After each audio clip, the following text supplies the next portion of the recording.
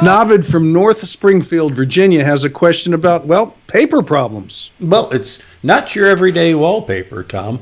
Navid writes, we're moving into a house with textured wallpaper, and when I run my hands over it, I can feel this pattern on it. And he says, how do you recommend painting over something like this? Well, if it's on really well, you're not going to strip it off. So what you do is you paint it with a pigmented shellac, and this is still a lot of work, by the way. Mm-hmm. Once that dries, you're going to skim float the entire wall with joint compound to smooth it out, and that you have to be really good at it. It's not a do-it-yourself project unless maybe you only have a small section of wall and it's not the entire room or something like that. But it can be really difficult. If you want to try to take it off and you want to see if it'll strip off clean, then rent a steamer and steam it off. Don't try to just wet it and scrape it off. Mm-hmm. It'll just tear the whole wall up.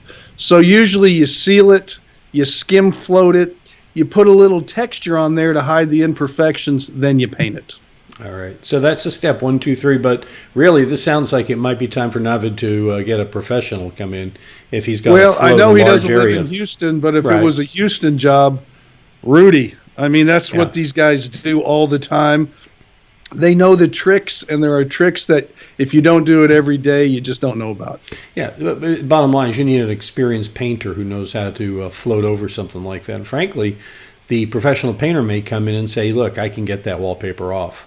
And absolutely. That's really the optimal. It has a lot to do with who put it on. If they had used sizing, if they primed the sheetrock first. Now, this is Virginia. It's not Houston. In Houston, if you get wallpaper, they just put it right on the sheetrock because it's a new house and off they go, and it's there forever.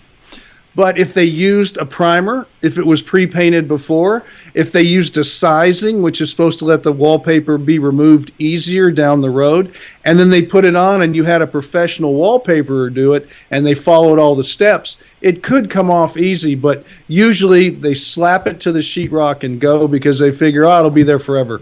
Well, forever does not exist. Well, apparently it does for Navid. Maybe. All right. Do you have a question? Be happy to help you out just like that. Just go visit HomeShowRadio.com. Click on the Ask Tom form. Fill it in, send it in, and we'll send out a video just like this. We post them, by the way, every day on our Facebook page.